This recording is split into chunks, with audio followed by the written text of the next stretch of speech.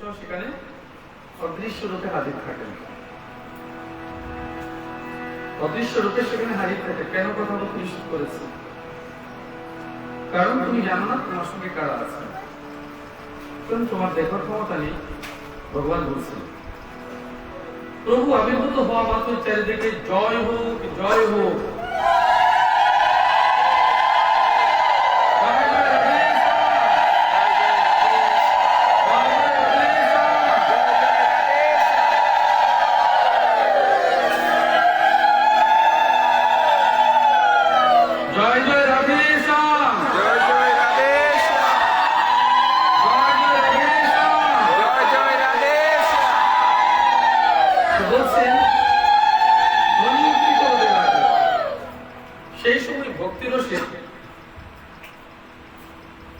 সেই সময় ভক্তির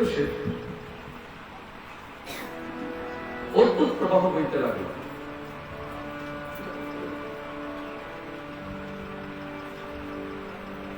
বারবার আবির, যেটা দেবতা শেষের দিনে বলছি, মানে কাল সন্ধ্যেবেলায়, আবির, গুলাল, পুষ্প বর্ষণ। এবার বুঝতে পেরেছ তোমাদেরকে পুষ্প কেন দিয়েছে? আমি কিন্তু পৃষ্ঠা ওঠাইনি, আগে থেকে আমাকে দিয়ে ভগবানই করা লাগে। আর শঙ্কধ্বনি হচ্ছিল, তোমরা অনুধ্বনি দিয়েছ। সে সবাই এসেছিলেন, তাদের কারণে নিজেদের দেহ গৃহ নিজের সম্পর্কে বুঝছিল না, কারণে বুঝছিল না। হে মনীশ্বরগণ, আজ আমি সপ্তাহশ্রবণ অতীব অলৌকিক মহিমা দর্শন করলাম। কি দর্শন করেছো মা? এখানে অতি মূর্খ, দুষ্ট আর পশু পক্ষী রয়েছে যারা একেবারে নিষ্পাপ হয়ে গেছে। অতি দুষ্ট, মহামূর্খ, নিষ্পাপ রয়েছে। কি বলেছে? পশু পক্ষী রয়েছে যারা একেবারে নিষ্পাপ হয়ে গেছে। সন্দেহ রইল না যে কলিযুগে চিত্তশুদ্ধির জন্য, পাপরাশি নষ্ট করবার জন্য মর্তলোকে ভাগবত লোকের সমান আর দ্বিতীয় কিছু নেই। মর্তলোকে পাপ নষ্ট করবার জন্য ভাগবতের সমান আর দ্বিতীয় কিচ্ছু নেই। আর সেটি বহুভাবে প্রচারিত হয়েছে সপ্তাহ যজ্ঞের দ্বারা। সংসারিক কোন মানুষ পবিত্র হবে? কেন সপ্তাহবিধি যজ্ঞ? ওই প্রেক্ষাপট বলছে। সনাতনী মনিগণ বলেন, যে সকল মানুষ সদা সর্বদা নানা পাপ কর্ম করে, নিরন্তর দুরাচারী, অসৎগামী, পুরোধানরে দগ্ধ, কুটির, কামপরায়ণ, এরা সকলেই কলিযুগের সপ্তাহবিধি যজ্ঞ দ্বারা পবিত্র হয়ে যায়। সবাই পবিত্র হয়ে যায়। যারা সত্য থেকে মাতা পিতার নিন্দুক, সত্য থেকে চ্যুত, মাতা পিতার নিন্দুক, আর কি বিষয় বাসনায় জর্জরিত, আশ্রম ধর্মরহিত, দাম্ভিক, মাৎসর্য পরায়ণ, হিংসুক, অপরকে পীড়নকারী, তারাও কলিযুগে সপ্তাহ যজ্ঞের দ্বারা পবিত্র হয়ে যায়। যারা মদ্যপান করেন, ব্রহ্মহত্যা, সুবর্ণচুরি, গুরুপত্নী গমন, বিশ্বাসঘাতকতা, পঞ্চমহাপাত, ছলছাতুরি পরায়ণ, ক্রূর, পিশাচের মতো নির্দয়, ব্রাহ্মণদের ধনীপুষ্ট, ব্যভিচারী, এরাও কলিযুগে সপ্তাহবিধি যজ্ঞ দ্বারা পবিত্র হয়ে যায়। দুষ্ট ব্যক্তি সর্বদা দুরাগ্রহবশত কায়মনোবাক্যে কেবল পাপই গ্রহণ করে, সেই অপরের ধনী পুষ্ট হয়। সপ্তাহবিধি দ্বারা তাও সেও পবিত্র হয়ে যায়। এবার মূল গল্পটা নারদ স্বয়ং শোনাচ্ছেন। তুঙ্গভদ্রা নদীর পাশে একজন লোক থাকতেন, তার নাম ছিল আত্মদেব। কর্মনিপুণ এক ব্রাহ্মণ থাকতেন। ধনী হয়ে তিনি ভিক্ষাটিনী ছিলেন। সুন্দরী নামক তার প্রিয় পত্নী ছিল কুলিনী। সুন্দরী হওয়া সত্ত্বেও জেদি স্বভাবের ছিলেন। সে ব্রাহ্মণ বাড়িতে ভোগসর্জের প্রচুর পরিমাণে ছিল। সুন্দর জীবনযাপনই করত। কিন্তু তার মনে কোনো শান্তি ছিল না, এই কারণে যে তার কোনো পুত্র সন্তান ছিল না।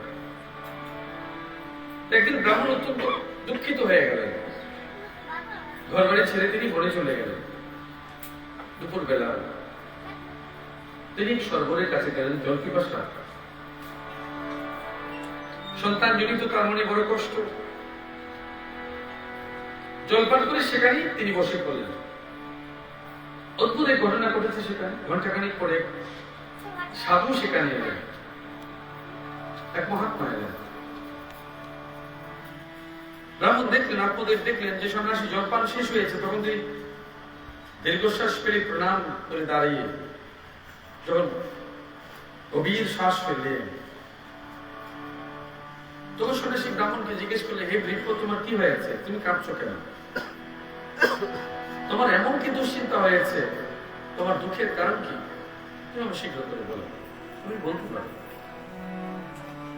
তখন ব্রাহ্মণ সন্ন্যাসীকে পেয়ে বললেন যে আমার পূর্বজন্মের কথা বলবো কি? আমার পূর্বপুরুষগণ যেন আমার থেকে জলাঞ্জলিও নিচ্ছে না, উষ্ণ ভাবে দীর্ঘশ্বাস ফেলছেন। দেবতা ব্রাহ্মণরা প্রশান্ত ভাবে আমার জিনিস গ্রহণ করছেন না, মনে প্রাণী গ্রহণ করছেন না। ওর মনে অনেক চিন্তা এসেছে, আত্মদেবের মনে অনেক চিন্তা এসে গেছে। ব্রাহ্মণ কি সন্ন্যাসীকে পেয়ে তিনি শক্তভাবে বলেছেন, আমি সন্তানহীন দলে ধিক, নানান কথা বলছেন। ব্রাহ্মণ বেকুল হয়ে উচ্চস্বরে কাঁদতে শুরু করেছে। কিসের জন্য? শুধুমাত্র সন্তানের জন্য। সন্ন্যাসীর মনে কাঁদতে, কেউ যদি কান্নাকাটি করে তার মনে হৃদয় বিগলিত হয়, দয়ার ভাব জাগরিত হয়। তিনি কি করলেন?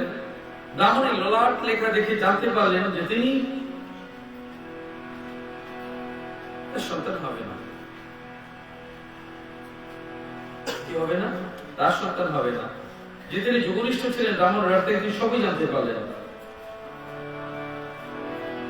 সন্ন্যাসী বললেন, হে বিপ্র, পুত্র লোভের এই মোহ তুমি ত্যাগ করো। কর্মের গতি অতি প্রবল।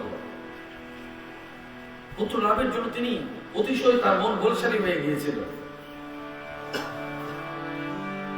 বলছে 7 জন্ম পর্যন্ত তোমার কোনো সন্তান হবে না। তোমার ললাট দেখা বলছে 7 জন্ম পর্যন্ত তোমার কোনো সন্তান হবে না। 1 জন্ম নয়, 7 জন্ম। হে ব্রাহ্মণ, তুমি এখন বংশ রক্ষার আশা পরিত্যাগ করে সন্ন্যাসীর সকল রকম সুখ বিদ্যমান আছে সেই পথ তুমি আশ্রয় গ্রহণ করো।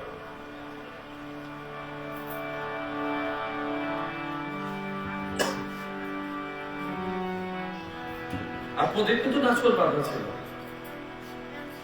তিনি অনেক কথা বলেন, যার মধ্যে পুত্রের সুখ নেই সেরকম সন্ন্যাস সর্বতভাবে নিরস। সংসার পুত্র পুত্রাদিতে মুখরিত গৃহস্থলী সবচেয়ে সরস। নানান কথা তিনি বললেন। ব্রাহ্মণের এরকম আগ্রহ দেখে সন্ন্যাসী বিধিনীতির উপর হটকারিতা করতে গিয়ে রাজা যে চিত্তগুলোর অশেষ কষ্ট হইত সে কথা তিনি জানেন। কিন্তু দৈব যেন সকল চেষ্টা নিষ্ফল করে দেয়। সেই মানুষের মতো তোমার ভাগ্য পুত্র শোক নেই, না হয় তোমায় কষ্ট ভোগ করতে হবে। তুমি তো ভীষণ জিদ ধরে আমার কাছে প্রার্থনা করছো।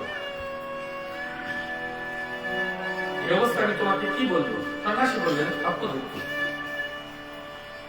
এই মহাত্মা যখন বুঝলেন যে ব্রাহ্মণ কিছুতেই তাকে ছাড়বে না, তখন তিনি ব্রাহ্মণকে একটু ফল দিয়ে বললেন, এই ফলটি তোমার স্ত্রীকে খাইয়ে দাও, এতে তার পুত্র হবে। আমি ছোট করে বলছি, সেই স্ত্রী ফলটি নিজে খেলেন না,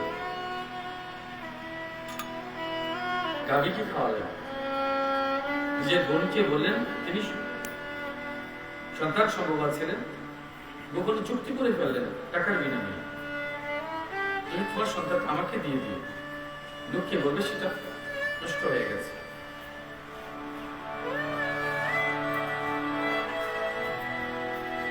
তার মনে অনেক কুচিন্তা ছিল। স্বামী এসে যখন জিজ্ঞেস করে ফল খেয়েছো, তখন বলল হ্যাঁ খেয়েছি। বোনকে ঘটনা চক্রে বাড়িতে বেড়াতে হলো, সে বলল যে আমি দিন দিন দুর্বল হয়ে যাচ্ছি, বোন কি করা যায় বলতো? বলছে আমার পেটে সন্তান আছে, এই সন্তানের জন্ম হলে আমি তোকে দিয়ে দেব। বনে বনে চুক্তি হয়ে গেছে। দৈয়ের কথা কে জানে বলে, প্রেমের ইচ্ছা যে কি বড় কঠিন। গর্ভবতীর মতো গুপ্ত ভাবে সুখে বাস করতে লাগলেন। তুমি আমার স্বামীকে কিছু টাকা পয়সা দিয়ে দিও, যেটা বর্তমানে চলছে,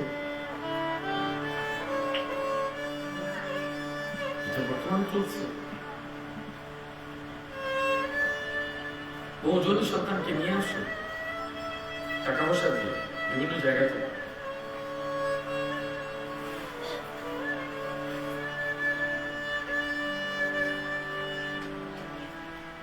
তুমি এসে আমার 6 মাসে মারা গেছে, ছেলে জন্মের পর 6 মাসে মারা গেছে, আর আমি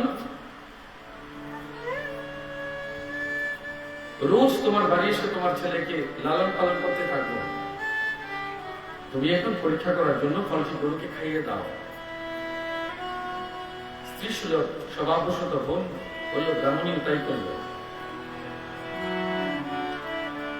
এইভাবে বোনেরও ছেলে হয়েছে এবং বউ থেকে জন্ম হয়েছে বলে বড় বড় কান ছিল, কর্ণের মতো বড় বড় লম্বা ছিল, তার নাম হয়েছে গোকর্ণ। দামি সন্তান, অদ্ভুত ধরনের সন্তান হয়েছে। আত্মদেবের সে ছেলে, ধনুরী সে ছেলে, ধনুকারী সারা জীবন ধরে মানুষকে মেরেছে, চুরি করেছে, ডাকাতি করেছে, হত্যা করেছে, আগুন জ্বালিয়েছে, তার মাকে মেরেছে, পিতাকে জঙ্গলে যখন দুঃখে জঙ্গলে চলে গেছে তার মাকে কুয়োতে ফেলে দিয়েছে মেরে। এইভাবে সমস্ত মানুষকে বহু প্রকার যন্ত্রণা দিয়েছে, অসুর সুলভ কর্ম করেছে। অন্যদিকে গোকর্ণ ছিল অদ্ভুত ধরনের তীর্থযাত্রা, ধর্ম, কর্তব্য সাধন এইসব তিনি করেছেন। একদিন কি ঘটেছে, সে রাজার জন চুরি করতে শুরু করেছে, ধনুকারী স্ত্রী সঙ্গ করতে শুরু করেছে, অনেকজনকে রাখতে শুরু করেছে, প্রচুর পরিমাণ ধন সম্পদ তাদের দিচ্ছে। একদিন সব স্ত্রী লোকটা চিন্তা করল যে একদিন একদিনই লোকটা ধরা পড়বে। একদিন সমস্ত ধন সম্পত্তির লোভের আশায় তারা সকলে মিলে তাকে পুঁথিতে বেঁধে আগুনের ছেকা দিয়ে কুচিয়ে কুচিয়ে তাকে বেঁধেছে। আর এমন ভাবে মাটিতে পুঁতে দিয়েছে, রাস চর্গন বুঝতেই পারেনি, ধরতেই পারেনি। সবাই জানে সে বিদেশে গেছে। বস্তুত ধনুকারীর মৃত্যু এইভাবে হয়েছে। মৃত্যুর পর সে ভয়ঙ্কর প্রেতজনী প্রাপ্ত হয়েছে। একদিন গোকর্ণ সে তার বাড়িতে আসলে সে ভয়ঙ্কর ভয়ঙ্কর রূপ দেখাতে শুরু করে। সে অনেক কষ্টে বুঝতে পেরেছে, কে তুমি, এমন করছো কেন? সে তার জল ছিটিয়ে দিয়ে কিছুটা সম্বিত করেছে, শক্তি সঞ্চয় করেছে। তারপর বলছে, ভাই আমার ভয়ঙ্কর গতি হয়েছে, আমায় রক্ষা কর। কি করবে? বলে, আমি তো তোর জন্য গয়াপিণ্ড দিয়েছি। ও ভাই, শত গয়াপিণ্ড দান করলো আমার মুক্তি হবে না। যারা ব্রহ্ম হত্যা করে, সেই রকম পাপ করে, শত গয়াদানও তাদের মুক্তি হয় না। ভাগবত বলছি, যদি শত গয়াদানও গয়াপিণ্ড দানে যদি তার মুক্তি না হয়, তাহলে কি করবে? এর একটা বিধান বের করা উচিত। বিধান বের করবার জন্য সবাই উঠে পড়ে লেগেছে। এই সপ্তাহবিধি যজ্ঞের প্রথম বিধান দেওয়া কে ছিলেন? স্বয়ং সূর্যদেব। তার কাছে প্রার্থনা করেছেন, তিনি বিধান দিয়েছেন যে সপ্তাহবিধি যজ্ঞে তোমার মুক্তি হতে পারে। সেই থেকে শুরু হয়েছে সপ্তাহবিধি যজ্ঞ। এই 7 দিনের ভাগবত পাঠে এক এক করে সবার মুক্ত হয়েছে। বলো রাধে রাধে।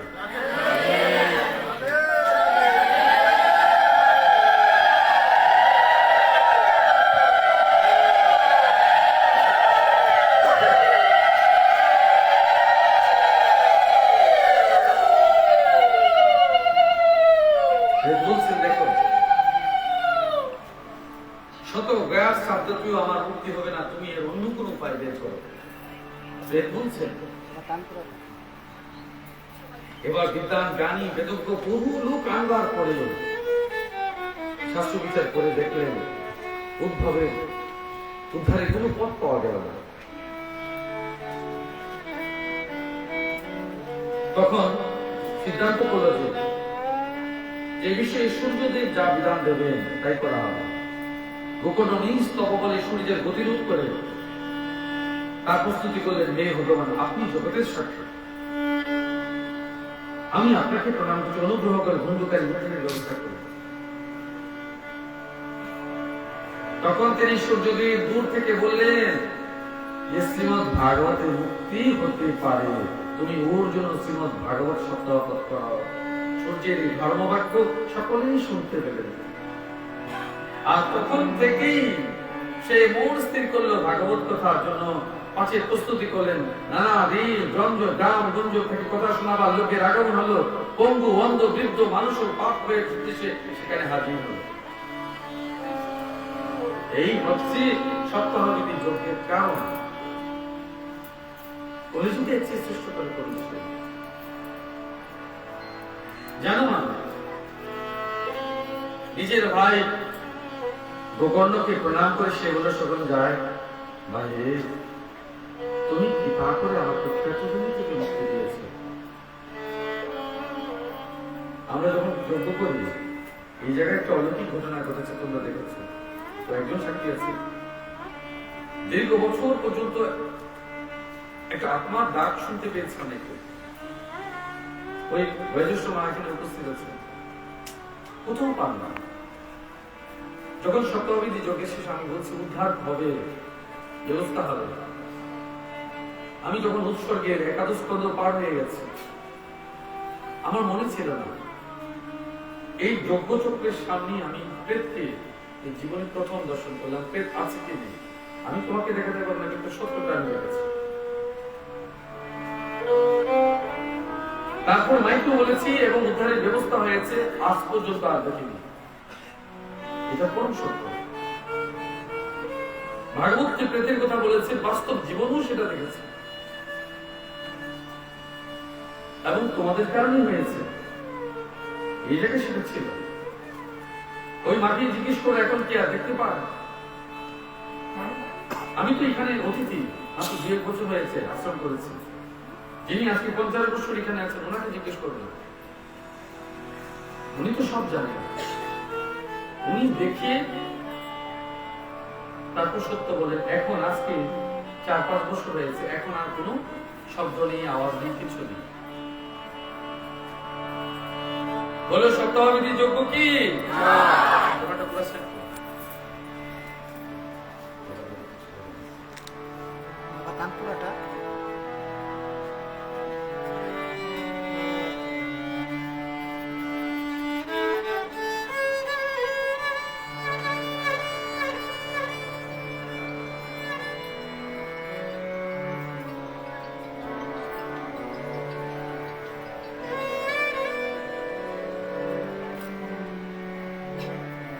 পণ্ডিত দেবতাদের সবাই বলেছিলেন, যে ব্যক্তি ভারতবর্ষে শ্রীমৎ ভাগবত কথা না শুনে,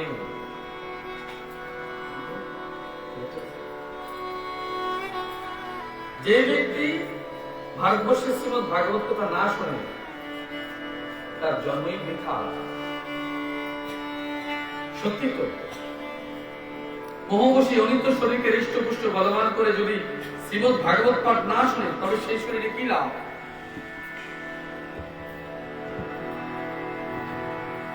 জানো মা, এই শরীর রক্ত মল মূত্র কৃমি ইত্যাদিতে পরিপূর্ণ। এই নশ্বর শরীর দিয়ে মানুষ অবিনশ্বর ফলদায়ী কর্ম কেন করে না? কেন করে না? যে অন্ন সকালে রান্না করা হয় সন্ধ্যাবেলা তা পচে যায়, সেন্ন দিয়ে পুষ্ট শরীরে নিত্যতাকে লাভ করা যায়। জানেন, পুরো মানব শরীর অনিত্য শরীর, অল্প দিনের শরীর, মাত্র অল্প দিনের জন্য। এই অল্প সময়ের মধ্যে তুমি পরমাত্মা পরমেশ্বরকে লাভ করতে পারবে। ভেবো না যে কাল তো সপ্তাহবিধি যজ্ঞ শেষ হয়ে যাবে, আমার সাধ্য তো আর কুলোচ্ছে না। যদি আমি পারতাম আরো অনেকবার করতাম। তোমরা তো অনেক করেছো, অপার করেছো, অনেক দিয়েছো, কিন্তু আমার সাথে তো কুলোচ্ছে না। দূর দূরান্ত থেকে তোমরা আসছো, বিভিন্ন জায়গা থেকে আসছো, সমস্ত ব্যবস্থাপনা করতে কেমন লাগে সে তুমি জানো, তোমরা জানো। আমার হাতে বিকল্প নেই। এই বর্ষী যজ্ঞ তোমাদের দ্বারাই হয়েছে, তোমাদের জন্যই হয়েছে।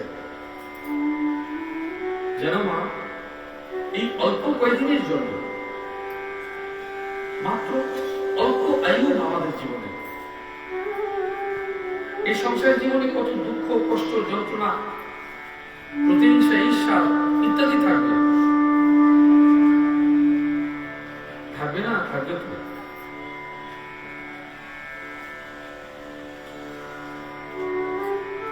বাপে ছেলে, ভাইয়ে ভাইয়ে, ভাইয়ে বোনে, পিতা পুত্রী ইত্যাদি ইত্যাদিতে অনেক প্রকার বিবাদ থাকবে। একদিন বিবাদ থেমে যাবে। যত শীঘ্র এটা বুঝতে পারো তত মঙ্গল। আপনার মুক্তির চিন্তা করো না। মানব জীবন অতি অল্প, অতি ছোট। অভিমানের জায়গা করার সময় নেই, অভিমান করার সময় নেই, অহংকার দেখানোর সময় নেই। তোমার অহংকারের টাকা, তোমার অহংকারের প্রাচুর্য তোমার কাছেই পড়ে থাকবে। অহংকার নিয়ে কেউ মৃত্যুবরণ করতে পারে না, অভিমানকে নিয়ে মৃত্যুবরণ করতে পারে না, সব পরেই থাকবে। ও তোমার গৃহেই পড়ে থাকবে, তোমার অহংকার, তোমার অভিমান এসব তোমার ঘরেই পড়ে থাকবে।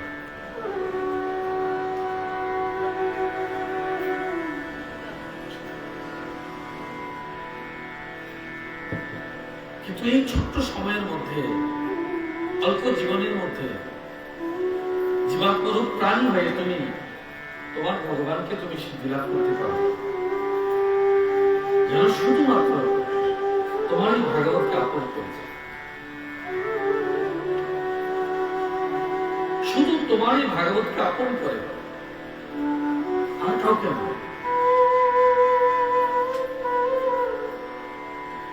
কারণ ভাগবতে ধর্ম, জ্ঞান, সব সত্যতা, বুদ্ধি, বিবেক, ভগবানের সমস্ত ঐশ্বর্য, স্ত্রী, সমস্ত শক্তি লুকানো। ভাগবতকে আপনা করতেই ভগবানকে আপনা করা হয়। ভাগবত সেবাতেই ভগবানের সেবা হয়। ভাগবত প্রেমই ভগবানের প্রেম হয়, জগতের প্রেম হয়।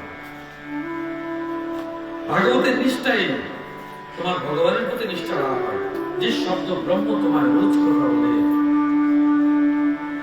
শব্দ ব্রহ্ম কথা বলে, ভাগবত তোমার মাধ্যমে কথা বলে, তাই তো ভগবান কথা বলে।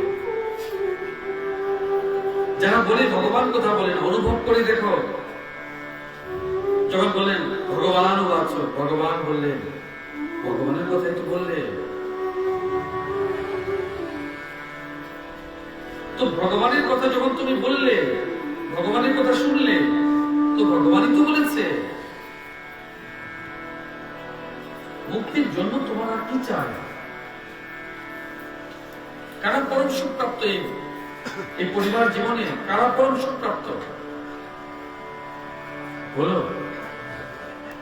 জন্ম, মৃত্যু, জরা, ব্যাধি তোমাকে প্রতিদিন, প্রতি মুহূর্তে একটু একটু করে তোমার কেড়ে নিয়েছে। সমস্ত সত্তা, পুরো সত্তা কেড়ে নিচ্ছে। এমন একজন মানুষকে দেখাও যে বছরে 2-4-5 বার ডাক্তারের কাছে যাচ্ছে না। একজনকে দেখাও। প্রায় প্রায় সবাই যাচ্ছ।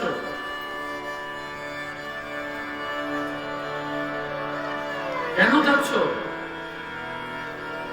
শরীরে ব্যাধি নামক বস্তু, ব্যাধি নামক বিষয় তোমাকে খোকলা করে দিচ্ছে, শরীরটাকে পঙ্গু করে দিচ্ছে,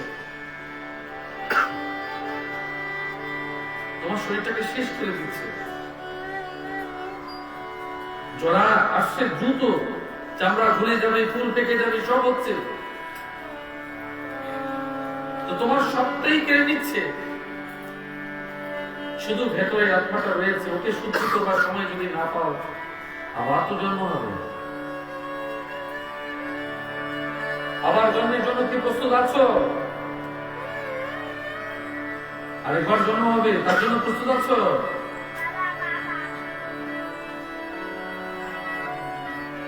এই শরীর শেষ হয়ে যেতে মুহূর্ত লাগে না, কিছু থাকে না। মরণের পর যদি একে কবর দেওয়া হয়, তাহলে কৃমিতে পরিণত হয়। কোন পশু যদি খেয়ে ফেলে, বিষ্ঠায় পরিণত হয়। যদি আগুনে দিয়ে ছাই হয়ে যায়, পরিণাম দেখেছ? পরিণাম দেখেছ? কখনো ছাই, কখনো কৃমি, কখনো বিষ্ঠা। এই সে গৌরবান্বিত শরীর, গৌরবের শরীর, গর্বের শরীর, অভিমানী শরীর, অহংকারের শরীর। ছাই হয়, বিষ্ঠা হয়, কৃমি হয়।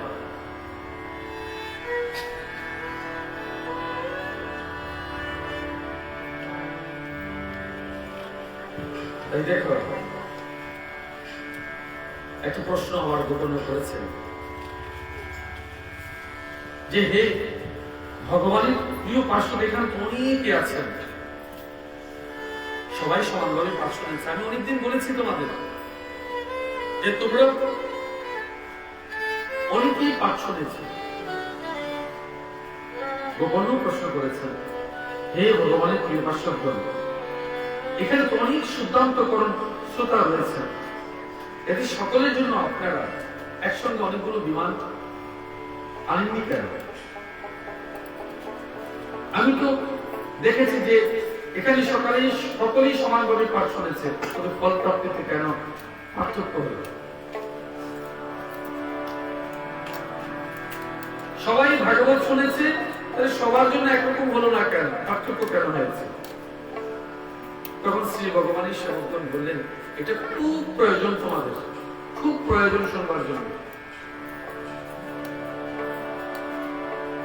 কি বলছেন? হে মানব, এই ফলভেদের কারণ এদেরই শ্রবণের পার্থক্য। একথা ঠিক যে শ্রবণ সকলেই সমানভাবে করেছে, কিন্তু কেউ ধুন্ধুকারীর মতো মনোযোগ দিয়ে শুনেনি।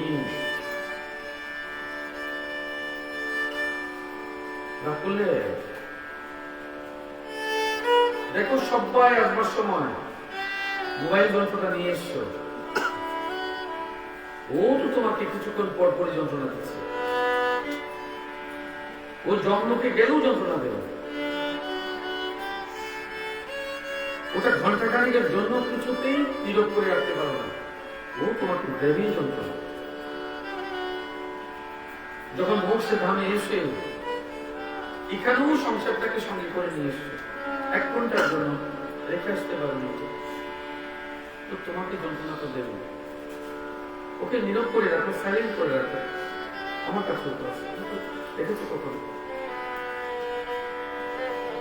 অতি ভীষণ প্রয়োজনে তোমার হতে পারে, কিন্তু যে সময়তে একটুখানি সময় তুমি ভগবানের কথা শুনবে, রাধারানীর কথা শুনবে, সেই সময় তোমার নিষ্ঠা, একাগ্রতা ও এক জায়গায় থাকবে না। এর পার্থক্য যেন সবার জন্য আসেনি, বা সবাই তো পুজো দেয়, ভগবান সবাইকে তো একরকম ফল দেয় না। বহুজন দেবীকে পুজো দিয়েছ, কারো পুজোতে প্রাপ্তি, কারো পুজোতে নাস্তি, শেষ হয়েছে।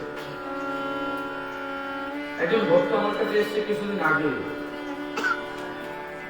ওরা বাড়িতে দুর্গাপুজো দিত,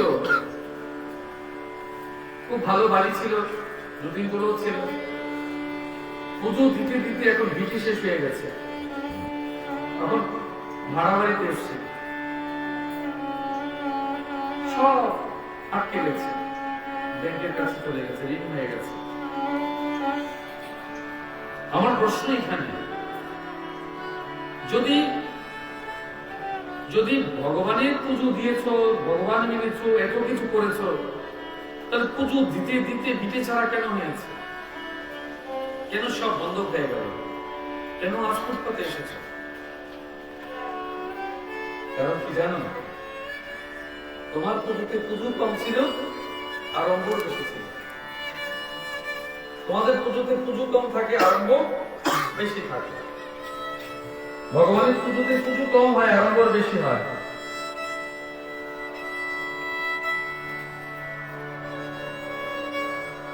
এত আয়োজন ছিল যে ভগবানের দেবীর পুজোতে এতটা আয়োজন থাকে না। ভাগবতের দশম স্কন্ধে নিগরাজের কাহিনী তো আছে। পুজোর সময় যে ব্রাহ্মণ পুজো দিয়েছে তার গামছাটি পর্যন্ত নিয়ে নাও, তোমরা ঘটের গামছাটা নারকেলটা সব নিয়ে যাও। দক্ষিণা দেওয়ার সময় অনেক কথা শুনিয়ে দাও, অনেক ব্রাহ্মণকে চোখের জল পেতে দেখেছে, অপমানিত করে দাও, খোঁচাখুচি করো, ব্রাহ্মণকে উপদেশ দাও, গাইডলাইন দাও। তুমি যখন সব পারো, ব্রাহ্মণকে কেন ডাকো? ব্রাহ্মণ কি খেয়েছে, কি খায়নি, কি দিয়ে খেয়েছে, পা দিয়েছে, কি দোল, নানান বিচার বিশ্লেষণ করছে। তো তুমি যখন পারো, ওর কাজটা তুমি করে দাও।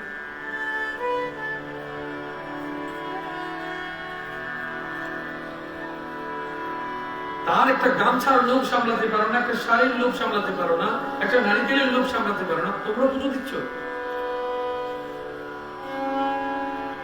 দৈবাত ব্রাহ্মণ যদি 100 টাকার বদলে 200 টাকা বলেছে, ব্রাহ্মণকে লুবি বলে গালি দিচ্ছ। ওর তো সংসার নেই, বউ বাচ্চা নেই, ও তো আকাশ থেকে টপকে এসে গঙ্গায় ভেসে যাচ্ছে। না না, আমি ব্রাহ্মণগিরি করতে যাচ্ছি না, আমি তাদের পরিণামটুকু বলছি। ও যেতে চাইছে না কেন? তোমাদের জন্য মা, তোমরা সব জানো। তো সব জানতার বাড়িতে ব্রাহ্মণ পুজো দেবে কি করে? এবং ব্রাহ্মণ পুরাণে বলেছে যে কলিযুগে ব্রাহ্মণের কর্মসূত্ররাই করবে, হচ্ছে তো। পরিণাম কি জানো? দশম স্কন্ধে নিগরাজের কাহিনী দেখবে, সর্বজনীন প্রাপ্ত হবে। এই ব্রাহ্মণের বস্তু অপহরণের দায়ে, চুরি করার দায়ে, ডাকাতি করার দায়ে, জোর করে রেখে দেওয়ার দায়ে সর্বজনীন প্রাপ্ত হবে। করে দেখো, দেখো প্রত্যেক মানুষ সাপকে দেখা মাত্রই হিংসা পরায়ণ হয়ে উঠো। সাপ তো তোমায় কিছু করেনি, তবু তুমি হিংসা পরায়ণ হয়। সাপ সাপ লাঠি নিতে যাচ্ছে, ও তো প্রাণের বই পালাচ্ছে। কেউ পালাতে পারে, কেউ মারা যায়, প্রায় 90% তো মারা যায়। আমরা মেনে ফেলি। কাকে মারলাম? ওই অভিশাপকে মারলাম, ওই অভিশাপকে মানলাম, যে অভিশাপের কারণে আজ তোমার জন্ম হয়েছে। না আমি বলছি না, ভাগবত বলছে, আমারও তো রাগ করো না। একজন মানুষকে কি মা আমরা একটু সম্মান দেখাতে পারি না? তোমার পূজা করে সে কাজ করছে, তোমার সে তোমার কাজ করতে এসছে, তুমি কি এইটুকু সম্মান দেখাতে পারো না? তুমি তো অনেক বড় মহান, অনেক বড় মহান। তুমি, তোমার হৃদয় অনেক বড়। তোমার এত বড় হৃদয়ের মধ্যে ব্রাহ্মণকে একটু সম্মান দেখানোর হৃদয় তোমার নেই? ব্রাহ্মণ যদি তোমরা বলো সে আমি না মানলাম, কেন নই? যে রোজ বিক্রি করে তাকেও তুমি একটু দিয়েছ, সে তো লক্ষ্মীর অভিশাপে এমনিতে দারিদ্রতা অর্জন করেছে। ব্রাহ্মণরা তোমার বাড়িতে এসেছিল এই কারণে যে হয়তো আমায় কিছু দেবে, আমার ছেলেমেয়েরা কিছু গ্রহণ করবে। রাতের বেলায় 12টা, 1টা, 2টোর সময় যখন তোমার কেউ মারা যায়, তখন আমার ঘুম ভেঙে যাবে, আমার শরীর অসুস্থ, আমার শরীর খারাপ লাগে, আমি যাবো না, এই কথা কোনোদিন ব্রাহ্মণরা বলে না। কারণ বিপদ হয়েছে শুনে সবার আগে ছুটে চলেছে শ্মশানে। রাগ করেছ বললে আমি ব্রাহ্মণের পক্ষে বিপক্ষ বলছি না, আমি কারোর পক্ষে বলছি না, কারোর বিপক্ষ বলছি না। আমি শুধু ভাগবত কি বলেছে সেই কথাই বলতে চাইছি। দশম স্কন্ধে নিগরাজের কাহিনী পড়বে কেন? অন্যের দেওয়া বস্তু তুমি হরণ করবে, বলবে লক্ষ্মী মাকে গামছা পরে শাড়ি পরে কত ব্রাহ্মণী পরে, তো কিনো কেন? কিনবে না, তোমার পুজো তুমি দাও, তো কাকে দেবে বলে? এবং ভাগবতী বলেছে ওম নমো ভগবতে বাসুদেবায় দ্বাদশোত্তরী মন্ত্র তুলসী গো সূর্যদেব মাটি এবং ব্রাহ্মণ এদেরকে আমার স্বরূপে জ্ঞান করে তুমি পুজো দিলে ফল সমান মিলবে। বললাম তো, এখন তুমি এই জায়গায় আসবে, বলবে ব্রাহ্মণ কারা? কঠিন প্রশ্ন। তোমার বাড়ি যারা পুজো করে তারা ব্রাহ্মণ হতে পারে, পুরোহিত হতে পারে, তো পুরোহিত বটেই, তবে পুরোহিতকে তুমি ব্রাহ্মণ রূপে কল্পনা করেছো। তুমি পুরোহিত মশাই বলেছো, ব্রাহ্মণ মশাই বলেছো, এমন হয়তো বলনি, বলেছো।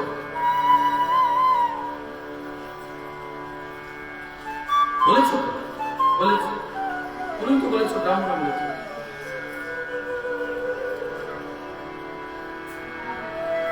ব্রাহ্মণ যখন তার ডেফিনিশন বুঝবে, অনেক আসবে, নয় গুণী আসবে, যার হাতে বেদ তিনি ব্রাহ্মণ, সমাজ জীবনে যিনি জ্ঞান প্রদান করেন তিনি ব্রাহ্মণ, অনেক কথা আসবে, যিনি স্বয়ং ঈশ্বরকে জানেন, ব্রহ্মকে জানেন তিনি ব্রাহ্মণ। আমার এত বুঝবার দরকার নেই, আমার এত বুঝবার দরকার নেই। আমি জানি ব্রাহ্মণ সমাজ জীবনের শিক্ষক, আমার বিপদে কাজে লাগে, সমাজ জীবনে কাজে লাগে।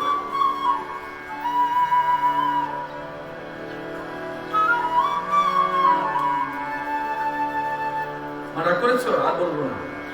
এই জন্য নিবেদন করবার সময় কারো জিনিস কেউ নেবেন, শ্রবণী সঠিক সঠিক করবে এবং সকলের প্রতি সমান দৃষ্টিকোণ তুমি রাখবে। যখন কোন দেবতার পুজো করবে বা ভগবানের পুজো করবে, নিজেই পড়ো। বলে মন্ত্র না বলে, আমরা তো মন্ত্র জানি না, মন্ত্র শব্দের অর্থ কি? না, যে শব্দ ব্রহ্ম মনকে ত্রাণ করে, মনকে পবিত্র করে, যে শব্দগুলো মনকে ত্রাতার ভূমিকায় ত্রাণ করে দেয়, নির্মল করে দেয়, নির্লিপ্ত করে দেয়, সিদ্ধ করে দেয়, বিকল করে দেয়, ওই তো মন্ত্র। তো তুমি তোমার ভগবানকে বলো না, বলে কালী পুজোতে এমনি করলে হবে, কত মন্ত্র বইয়ে আছে। মা, জগতের সমস্ত পুজোই মানুষ কল্পে হয়। তুমি আচারবশত যখন করবে সে আলাদা রকম হয়। যেদিন তোমার মাকে পুজো করে দিয়ে গেছে, যুগমায়াকে, দুর্গা মাকে, বিপদনাশিনীকে, জগদ্ধাত্রীকে ব্রাহ্মণ দিয়ে করিয়ে দিয়ে চলে গেল, তো তারপরে আবার এই একটি বছর তুমি ঘরে রোজ তুমি দিয়েছ, কোন মঞ্চে দিয়েছ? তোমার ঘরে যখন প্রতিষ্ঠা হয়েছে, ব্রাহ্মণ বসে একদিন এসে প্রথম দিন করে দিয়ে চলে গেছে। এবার সারা বছর 365 দিনের মধ্যে 364 দিন তুমি দিয়েছ, কোন মঞ্চে দিয়েছ? তুমি তো মন্ত্র জানো না, তাহলে তুমি কি দিয়েছ? দেখছো, যেই অস্ত্র তোমার কাছে আছে, এটা সেদিন ব্রাহ্মণের কাছে ছিল কিনা সন্দেহ। ব্রাহ্মণের কাছে মন্ত্র ছিল, জ্ঞান ছিল, কিন্তু তোমার কাছে বড় অস্ত্র ছিল, সেটা কি জানো? যেটা ভগবানকেও বাঁধতে পারো, তোমার দেবীকে বাঁধতে পারো, সেটা হচ্ছে তোমার ভক্তি এবং প্রেম। সেই ভক্তি ব্রাহ্মণের কাছে ছিল কিনা সেটা আমি বুঝতে যাব না। ভগবান ব্রাহ্মণের কাছে কি আছে খুঁজতে যায়নি, দেবী তা খুঁজতে যায়নি, ও ওর নিমিত্ত কর্ম করেছে। তুমি তোমার এই জন্মের পুরুষার্থের জন্য কর্ম করেছো, তুমি তোমার ভক্তি দিয়ে দেবীকে আটকেছ। ভক্তিতে মা মন্ত্রের প্রয়োজন করে না, ভক্তিতে মন্ত্রের প্রয়োজন করে না, ভক্তিতে প্রয়োজন সমর্পণ, ভক্তিতে প্রয়োজন সমর্পণ।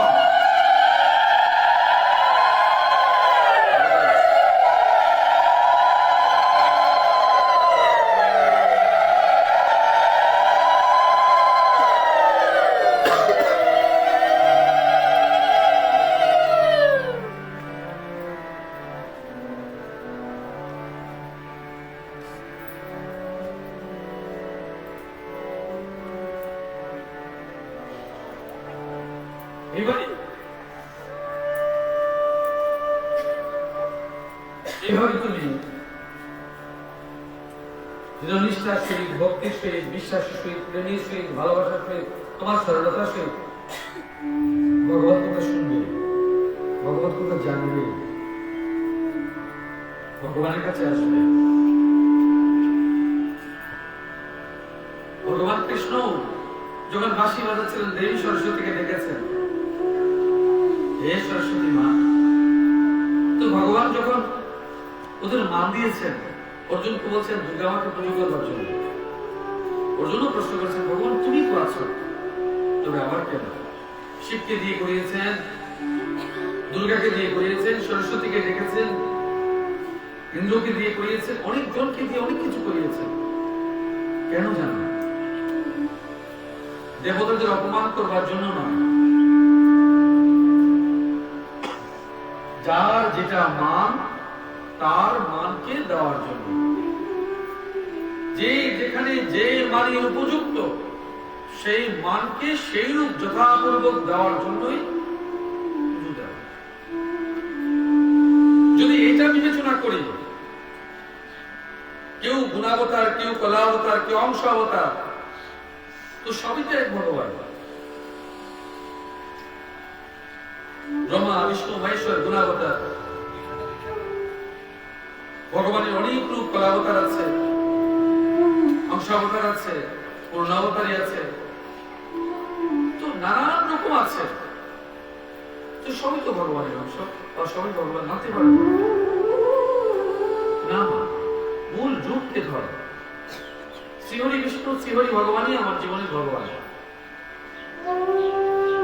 কৃষ্ণই যখন তোমার জীবনের পরমার্থ, বাকি সব অংশাংশ।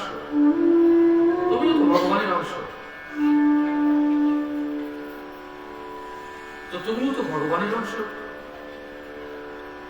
কিন্তু ভগবানের যে ক্ষমতা অসীম, তোমার ক্ষমতা সুসীম।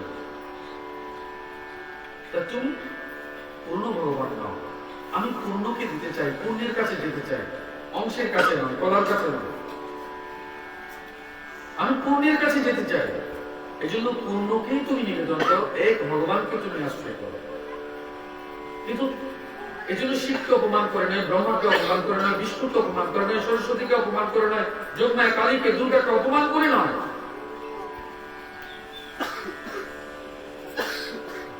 ওদের অপমান করে তোমাকে বৈষ্ণব হতে বলেনি।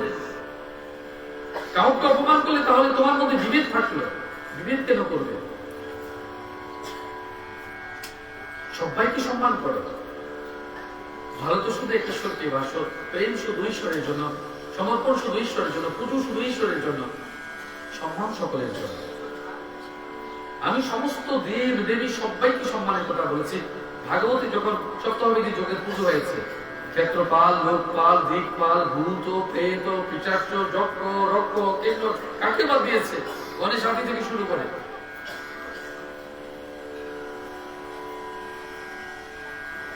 সবার জন্য তো নিবেদন করেছে, সম্মান নিবেদন করেছে, ফুল নিবেদন করেছে। এখনো করে সবাইকে সম্মান করেছে, কিন্তু ঈশ্বর একজনকে মেনেছে। স্বামীর 10 ভাই আছে, 5 ভাই আছে, সবাই তোমার স্বামী নয়, কিন্তু সম্মান তো সবাইকে করেছো। রান্না সবার জন্য করেছো, কিন্তু স্বামীকে স্বামী রূপ জেনেছো, বাকিদের মানুনি। ভগবান কৃষ্ণ আমাদের জীবনের সবচেয়ে বড়। ভগবান কৃষ্ণ আমাদের প্রাণ, আমাদের অন্তরাত্মা, আমাদের সব, বাকি সব নয়। আজকে এতটুকু মা। এরপরে বিকেল সাড়ে 4টার দিকে আমি আবার বলবো, দ্বিতীয় বলবো। কালকে মা হচ্ছেন, আজকেই ভাগবতের শেষ হয়ে যাবে প্রায়। কালকে সকালে 2টো পর্যন্ত শুনতে পাবে না ভাগবত। কালকে পুষ্পযোগ্য হবে গীতার, সকাল 9টা থেকে শুরু হয়ে যাবে। 2টোর মধ্যে প্রসাদ নিবেদন শুরু হবে। সন্ধ্যাবেলা ভাগবত আমি শেষ করবো, আর একটু আলোচনা তোমাদের সঙ্গে করবো। একজন ভক্ত তোমাদের জন্য মিষ্টি প্রসাদ, পায়েস প্রসাদ রেখেছে, তোমরা সেটা গ্রহণ করবে। এতদিন যে আমার কড়া অনুশাসন শুনেছ, এত প্রসাদ খেয়েছ, এই সব ভুলে যাবে। আবির, গুলাল, ভগবানকে, রাধারানীকে যা নিবেদন করার করবে, ঈশ্বরকে ডাকবে, ঈশ্বরের কাছে প্রার্থনা করবে, প্রভু আমায় আর জন্ম মৃত্যু বাঁধনে রেখো না, এই প্রার্থনা করব, অবশ্যই প্রার্থনা করব, আমার আর জন্ম মৃত্যু বাঁধনে রাখবে না।